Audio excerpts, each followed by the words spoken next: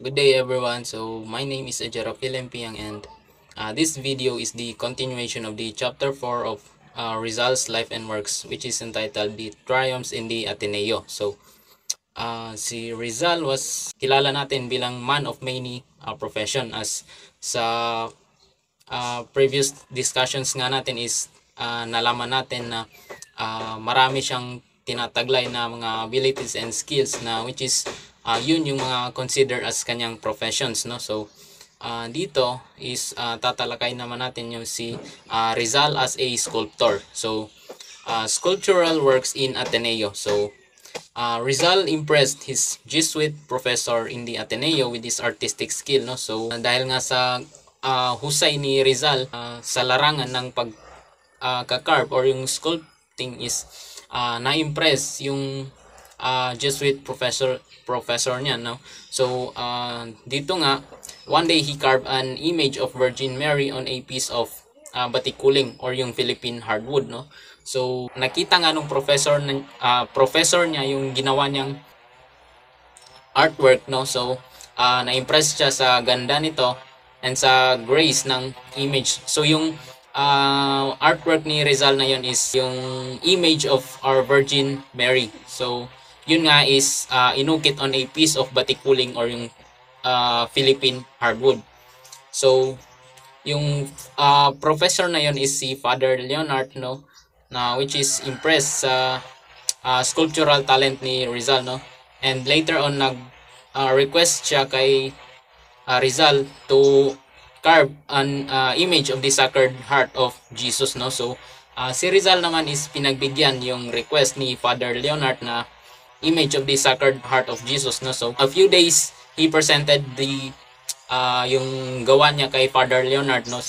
So the old Jesuit was highly pleased and profusely thanked the teenage sculptor. So sobrang nagustuhan to ni Father Leonard and talagang nagpapasalamat siya sa galing at husay ni Dr. Jose Rizal. So si Father Leonard is balak niyang dalhin yung image na ginawa ni Jose Rizal sa Spain, but dahil nga sa kanyang isang karakteristik na pagiging makakalimutin is nakalimutan niyang dalhin ito, and instead yung mga Ateneo boarding students is nilagay na lamang nila ito sa pintuan ng kanilang dormitory, and it remained for 20 or for nearly 20 years, no. So reminding all Ateneans of Dr. Rizal, no. So the greatest alumnus of their alma mater.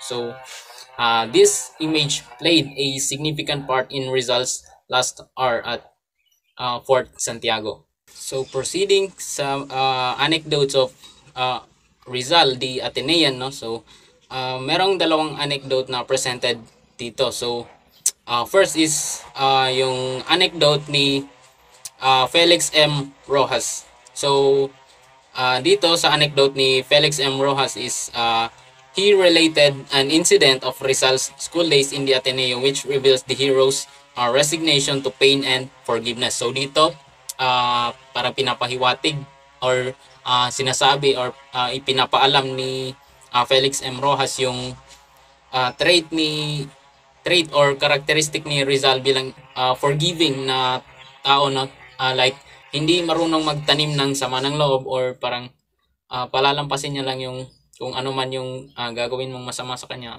Dito nga sa anecdote, no, stated here na one day many Ateneans including Rizal, no, were studying their lessons at the study hall. So merong dalawang estudyante na like nagkakatuwaan na yung pagkakatuwa nila is umabot sa batuhan ng libro, no. So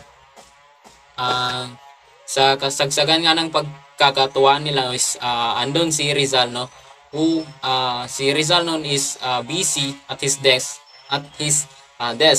poring over his lessons. So si Rizal is natamaan ng libro sa mukha and may dugo na na-involve or lumabas dun sa mukha ni Rizal dahil nga sa pagkakatama ng libro, no. So yung dalawang estudyante na si Manzano and si Lesaca is dinala nila si Rizal sa infirmary para mag-undergo ng medical treatment for several days, no. So as stated nga sa anecdote, no, ni Felix, na si Rizal is merong characteristics or nature niya yung pagiging forgiving, no. So si Rizal is merong pagkakataon na bawian or mag raise a cry of protest sa dalawang estudyante na nakasakit sa kanya, pero hindi niya ginawa dahil nga sa siguro dahil na rin sa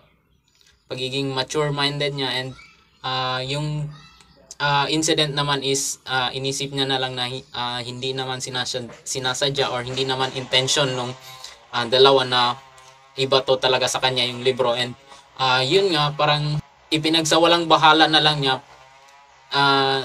instead pinagamot na lamang niya yung sugat na natamo niya. So another anecdote on Rizal the Atenean was related by Manuel Ceres Burgos. So dito naman, Manuel Ceres Burgos is may-ari ng bahay na kumbaga tinuluyan ni Rizal or pansamantalang tinuluyan ni Rizal bago siya maging internee sa Ateneo. So sa anecdote na ito ni Manuel Ceres Burgos, no, stated that this anecdote illustrates Rizal's predilection to help the helpless at the risk of his own life. So si Rizal din is dito sa anecdote na to is pinapakita na siya ay man of his word, no. So parang handa niyang ibigay yung buhay niya para lang magampanan yung mga salitang binitawan niya. So dito nga yung scenario is one Thursday afternoon, being vacation day, so the boys flew their kites from the azotea. So si Rizal noon is busy sa pagbabasa ng Spanish book. May mga batang naglalaro sa labas, no. So si Rizal is parang nakarinig ng iyak or batang umiiyak. So nung pagtingin niya is nakita niya si Julio Meliza from Iloilo na umiiyak nga because yung kanyang saranggola or yung kite is nasabit sa mga vines na nasa taas or nasa belfry of the Manila Cathedral, no, which was near the boarding house.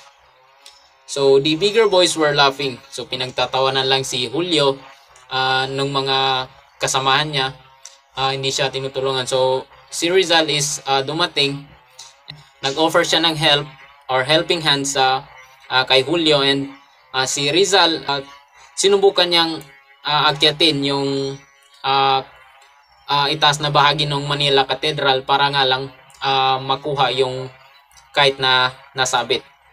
So dito nga is dahil nga nag-offer si Rizal ng helping hand or parang gusto niyang tulungan yung bata, is talagang tinupad niya yun kahit pa maging kapalit is buhay niya. So dito sa anecdote na to pinapakita na si Rizal is man of his words, and handa niyang isakripisyo yung buhay niya para lang magampanan yung mga salitang binitawan niya. So moving forward sa poems written in Ateneo, no? So si Rizal nga is at a very young age is talagang nakikitaan na ng potential bilang poetic genius, no. So and it was discovered by, of course, ni Doña Teodora, yung kanyang mother. So as his time nga in the Ateneo is parang unti-unting nahuhubog yung ability na yun ni Rizal,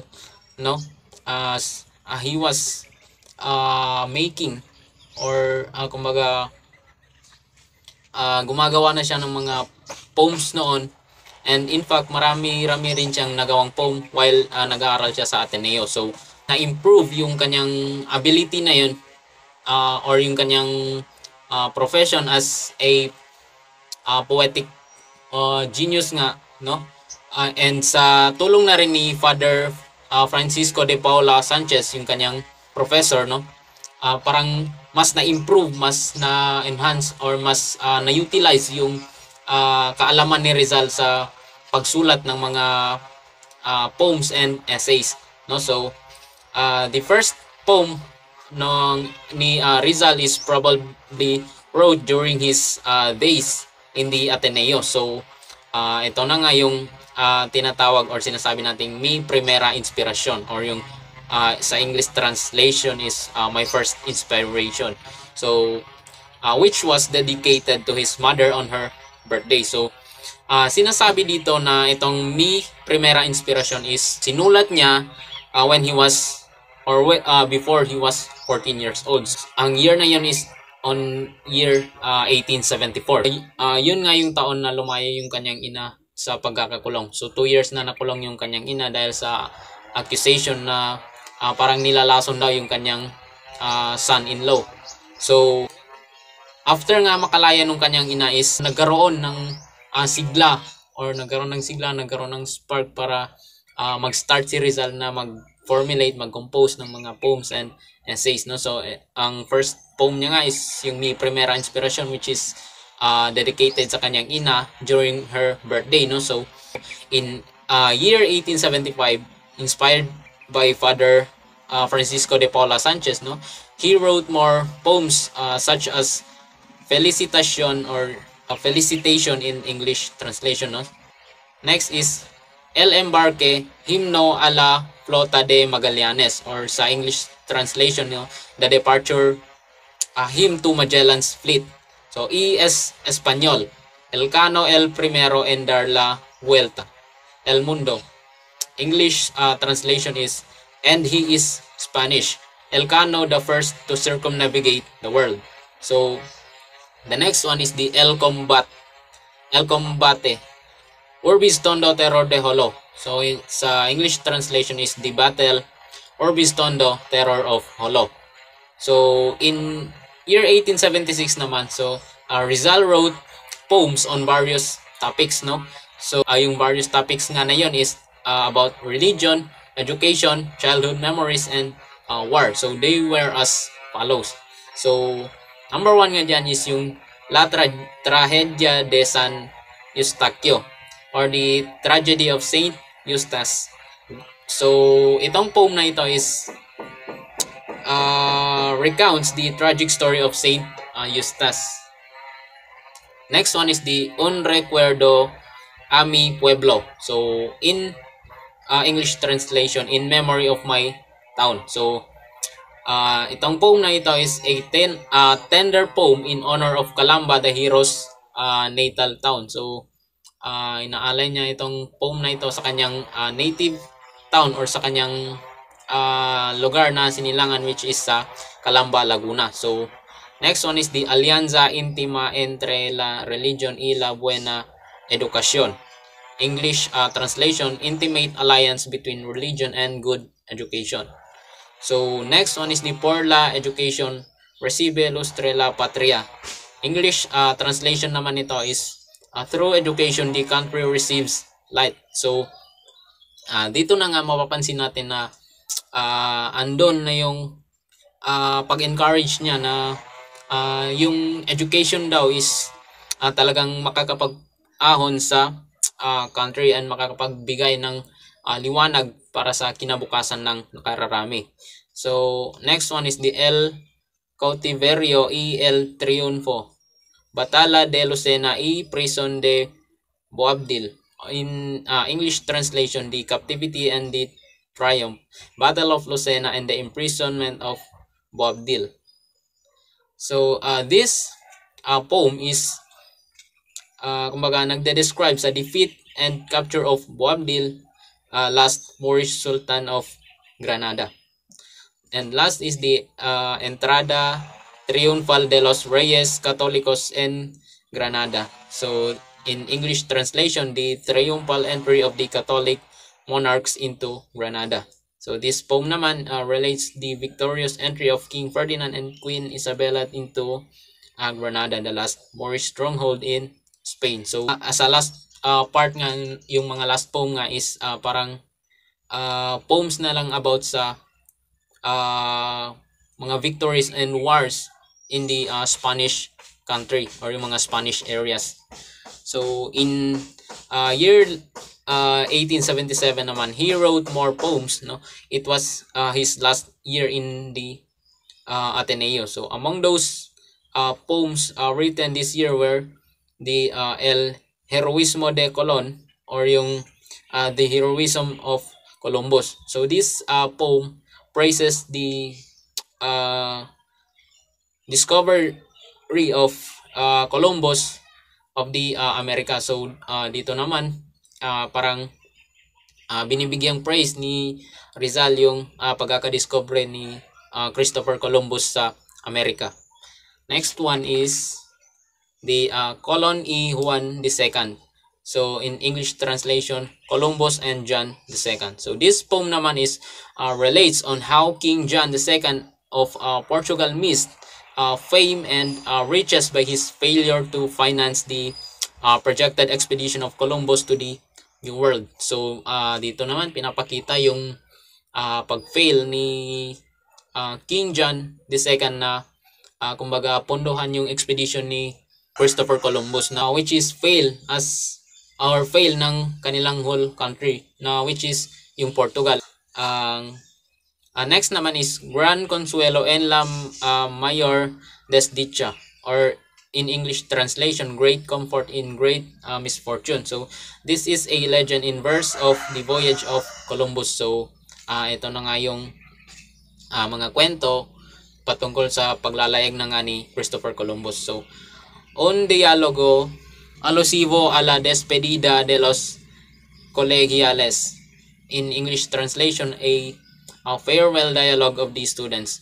So itong poem naman na ito is the last poem written by Rizal in Ateneo. So it is a poignant poem of farewell to his classmates. So parang farewell na lang, pamamaalam sa kaniyang mga classmate, and since it was his last year na nga sa Ateneo. So going back nga sa first poem ni Rizal na my first inspiration, no? So it was more fitting that the first poem written by Rizal as an Atenean should be about his beloved mother. So in his poem, Mi Primera Inspiración, he felicitated his mother on her birthday, expressing his filial affection in sonorous verses. So dito parang ina-emphasize yung happiness na nararanasan or na-experience nga nila during the celebration of the birthday of his mother nga, no? So dito parang na-emphasize na yung kalikasan is tila sumasali or sumasabay sa kasiyahan na nadarama ni Jose Rizal dahil nga sa kaarawan ng kanyang ina, and at the same time alam naman natin na nakulong yung kanyang ina dahil nga sa mga accusations and allegations na yun na nilalason daw ng ni Doña Teodora yung kanyang son-in-law, no? So dito nga is sa paglaya ni Doña Teodora is sobrang saya ni Jose Rizal, and in fact itong poem niya nga is sinulat niya talaga nung paglaya ni Doña Teodora. So dito parang ina-emphasize talaga na yung buong mundo, yung buong kalikasan is kasama nila sa pagsasaya sa yun nga celebrate sa mahalagang kaarawan ni Doña Teodora. So next poem naman is yung about sa education, no? So although Rizal was merely a teenager, he had a very high regard for education. So he believed in the significant role which education plays in the progress and welfare of a nation. So thus he stated in his poem na ito yung poem niya about education, no, which is entitled Through Education Our Motherland Receives Light. So na-emphasize nga yung importance ng education. Yun nga, we all know na during that time is parang sobrang hirap na parang panindigan yung pag-aaral, and dahil nga din sa mga situations noon na like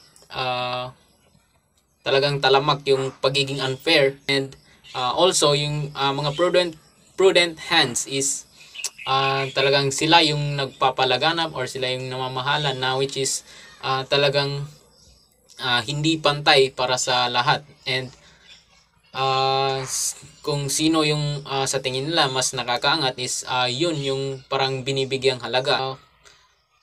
Dedicated nga ni Jose Rizal sa poem na to is parang yung education is for all, and need na maisagawa, and need mag-sacrifice para sa education para mabigyan ng light yung ating motherland. So ano ba yung light na tinutukoy dito?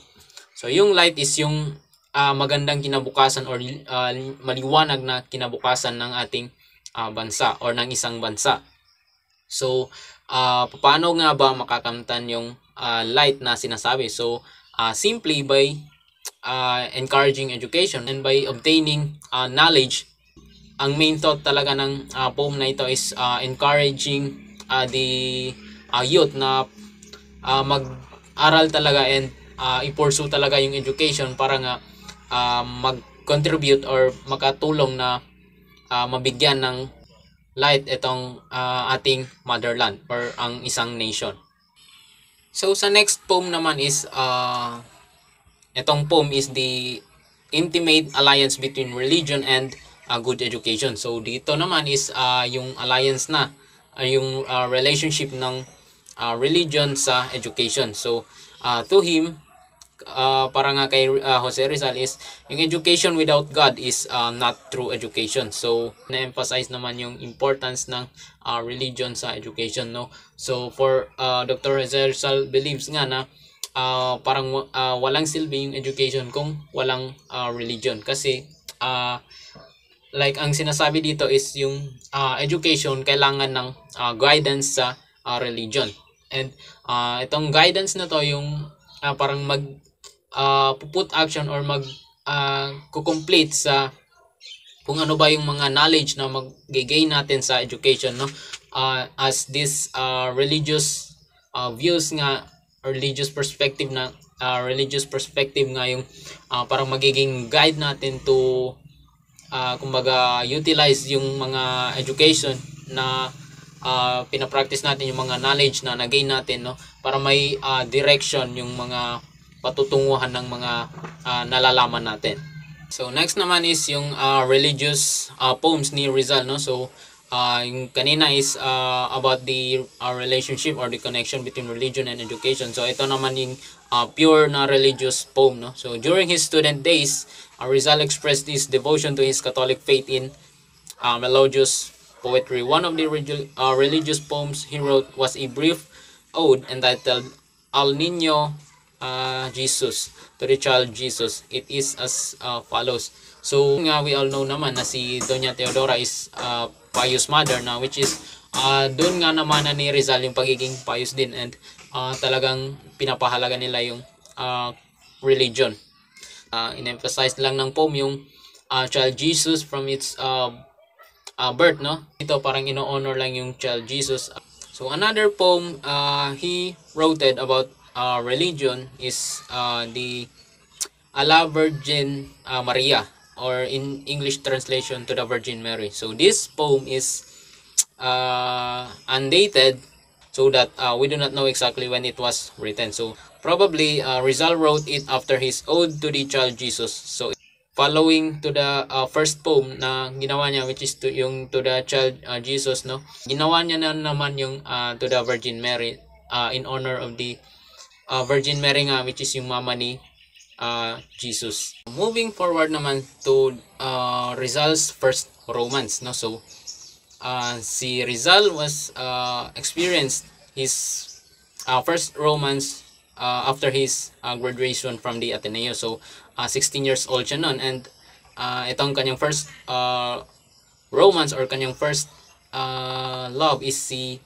Segunda Katigbak, na which is si Segunda Katigbak is 14 years old at that time, and siya ay isang Batangueña from Lipa. So si Segunda Katigbak is as stated here, described ni Rizal in his own words, no? So she was rather short, with eyes that were eloquent and ardent at times and languid at others. So rosy-cheeked, with an enchanting and provocative smile that revealed very beautiful teeth and the air of a sylph. So her entire self diffused a mysterious charm. So sobrang na in love si Rizal dahil nga sa kagandahan nito ni Segunda Katigbak, and at the same time siya yung first love ni Rizal. So sobrang lakas ng dating ni Segunda Katigbak kay Rizal at that time, no. So in continuation, one Sunday Rizal visited his maternal grandmother who lived in Trozo, Manila. So he was accompanied by his friend Mariano Katigbak.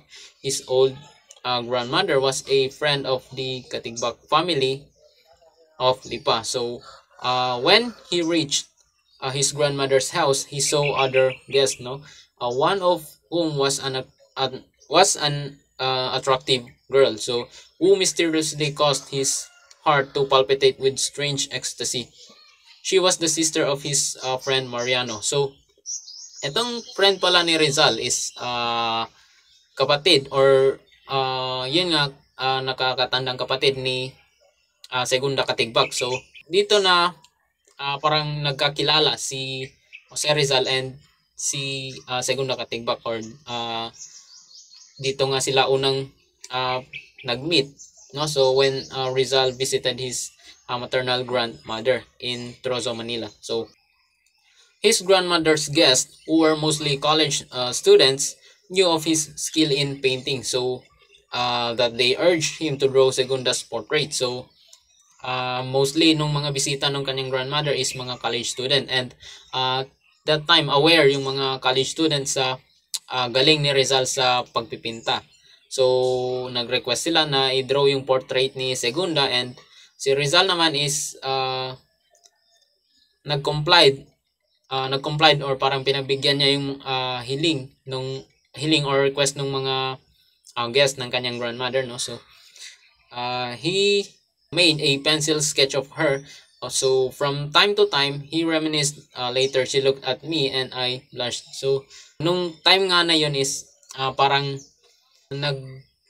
iba yung tibok ng puso ni Rizal, and para sa kanya is talagang napaka-memorable nung first meet nila na yun, and kada mare-remember niya yung encounter na yun is nag-cause yun sa kanya ng blushing. So Rizal came to know Segunda more intimately during his weekly visit to La Concordia College, so where his sister Olympia was a boarding student. So Olympia was a close friend of Segunda. So nadagdagan pa nga ito nung malaman ni Rizal na si Segunda pala is close friend ni Olympia, which is yung kanyang sister naman. So dito parang umaayon yung mundo kay Rizal, no. Parang lumiliit yung mundo, and I mean mas napapalapit si Rizal sa kay Segunda Katigbak dahil nga parang nagiging marami or nagiging lantaran yung mga nagiging connection, no, from his friend na si Mariano, which is kuya ni Segunda, and sa kanyang sister naman na si Olympia, which is friend naman ni Segunda. So it was apparent that Rizal and Segunda loved each other. So theirs was indeed a love at first sight. So but it was hopeless since the very beginning, because Segunda was already engaged to be married to her townmate Manuel Luis. So yes, they were both parang na in love in first sight, no. So but then may hindrance lang talaga dun sa kanilang love, which is si Segunda Katigbak pala is engaged na sa kanyang townmate na si Manuel Luz.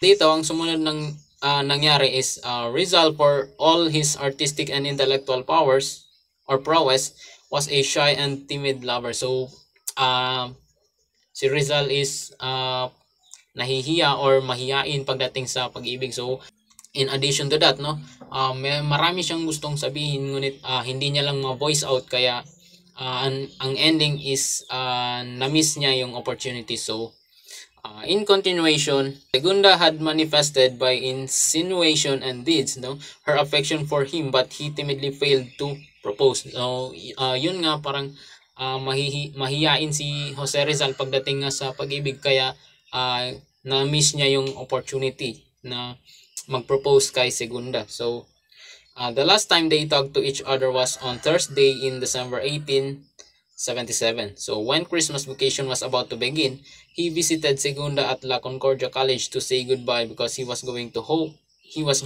to Calamba the following day. So dahil nga sa Christmas is kailangan umuwi ni Rizal sa Calamba.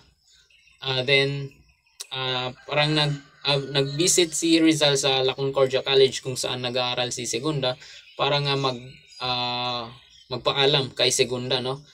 And she on her part told him she was also going home one day later. So she kept quiet after her brief reply, waiting for him to say something her heart was clamoring to hear. So parang si Segunda is nag-reply na siya din is uuwi sa kanilang sa kanilang bahay, sa kanilang town sa Lipa, no? So at the moment is not biglang tumahimik si Segunda na parang may hinihintay na marinig galing kay Jose Rizal. But Rizal failed to come up to her expectation. So he could not, or he could only mumble. And yung expectation na yon is parang hindi na meet ni Segunda, no? Kasi si Rizal nga is nag-fail dahil nga sa pagiging mahiyain niya, and ang talagang nagagawa na lang ni Rizal is mumbling, or may gusto siyang sabihin pero hindi niya na-voice out. So well, goodbye anyway. I'll see you when you pass Calamba on your way to Lipa. So yun nga, hindi na lang tinuloy ni Jose Rizal yung gusto niyang sabihin, and nag-add na lang siya ng goodbye, and magkikita na lamang daw sila ni Segunda pag dadaan na sa Calamba si Segunda patungong Lipa. So the next day, Rizal arrived by steamer in his hometown. Her mother did not recognize him at first due to her failing eyesight. So the next day nga is nakarating na si Rizal sa Calamba, no? But yung mother niya is hindi siya masyadong nakilala dahil nga at that time is lumalabo na din yung mata ng kanyang ina, which is si Doña Teodora. So he was saddened to find out his mother's growing blindness. So his sisters gaily welcomed him, teasing him about Segunda, for they know of his romance through Olympia. So dito sa pagdating nga ni Rizal is nalungkot siya doon sa man niya na parang yun nga, pumapalya na, parang nagkakaroon na ng defection sa eyesight ng kanyang ina, and dinadagdagan pa ito ng pangungutya ng kanyang mga kapatid sa kanya sa kanyang romance kay Segunda, dahil nga alam nila ito and aware sila na meron silang romance na Segunda dahil nga kay Olympia na close friend ni Segunda. So that night he demonstrated his skill in fencing to his family. So he had a friendly fencing match with the best fencer in Calamba and bested him. So kinagabihan nga is demonstrate or pinakita naman ni Rizal yung kanyang skill sa pag-fencing, and nakalaban niya nga sa match na yun is yung best fencer sa Calamba, and natalo niya nga yung best fencer na yun. So the following day, Saturday, he learned that the steamer carrying Segunda and her family would not anchor at Calamba because of the strong winds. So hindi daw dadaan yung sinakyan ni Segunda na steamer sa Calamba dahil nga sa malakas na hangin. So it would stop in Binyan, and instead is stop na lang sila sa Binyan. So he saddled his white horse and waited at the road. So a cavalcade of karomatas from Binyan passed by. In one of them was Segunda, smiling and waving her handkerchief at him. So he doffed his hat and was tongue-tied to say anything. So as usual or ganun pa din, hindi na naman nakapagsalita si Rizal, and all he had to do is tanggalin yung hat niya to show respect. And yun nga, mas nanaig na naman yung pagiging mahiyain ni Rizal at that time. So her carriage rolled on and vanished in the distance like a swift shadow. So he returned home, dazed and desolate, with his first romance ruined by his own shyness and reserve. So hanggang sa nakalagpas na, or parang lumalayo na yung sinasakyan nila Segunda, is hindi man lang nakapagsalita si Rizal. And with that, umuwi na lamang siya na parang nagsisisi dahil nga hindi niya nasabi or hindi niya na voice out yung mga gusto niyang sabihin dahil nga sa kanyang pagiging mahiyain. The first girl whom he loved with ardent fervor was lost to him forever. So she returned to Lipa and married Manuel Luz. He remained in Calamba, a frustrated lover, cherishing nostalgic memories of a lost love. So actually silang dalawa is talagang may love na rin sa isa't isa, but then ang only hindrance lang talaga is si Segunda is already engaged na sa kanyang townmate na si Manuel Luz. So si Rizal is walang magawa.